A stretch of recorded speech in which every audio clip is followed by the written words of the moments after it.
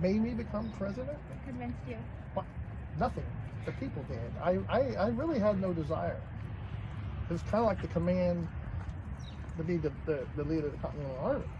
You know, it was a honor and a position that was bestowed on me by the people of Congress itself, because I had chaired the Continental Congress. Well, and then when we went to the Constitutional Convention, you know, we had chaired. I was the main chair for there, as we heard when we were writing the Constitution.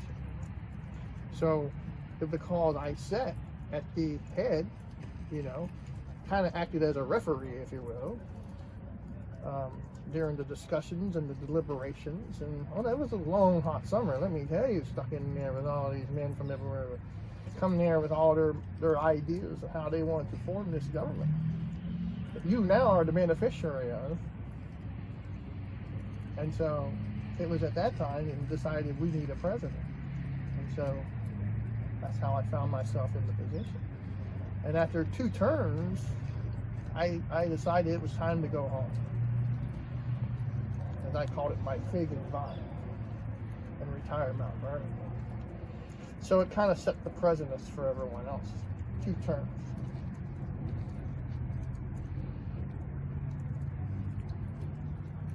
I always was suspicious and cautious of men who want to stay in power, especially in politics, because that's not the way we want the people to. We only want good, just men in the Senate and in our House of Representatives who are your voice.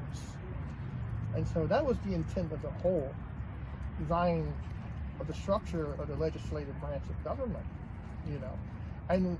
But we only want kind, smart, and just men. And so anyone who actively pursues this office and wants to maintain it, sometimes that becomes suspect of what the other design may be, of too much power, which is why we have 3 legislative branches. So no branch could have more power than the other. A system of checks and balances.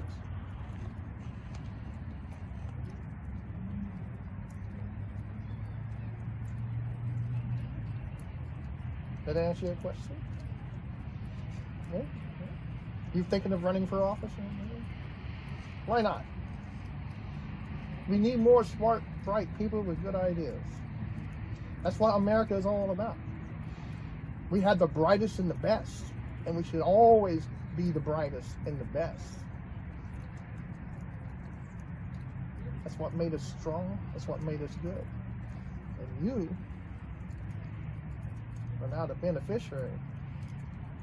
So many before you have sacrificed to give you what you enjoy today, and sometimes take for granted. And we forget, and we become complacent. And bad things happen that we have to be reminded of how precious and fragile this really is. There'll be your watch one day, and you've got to have that moral courage to be willing to stand for what you believe in. It's okay to disagree, but when we become too disagreeable, that creates other problems. We have to be able to talk out our problems. We're not expected to all be alike. God didn't make us that way. He made all of us differently and gave us all a special talent.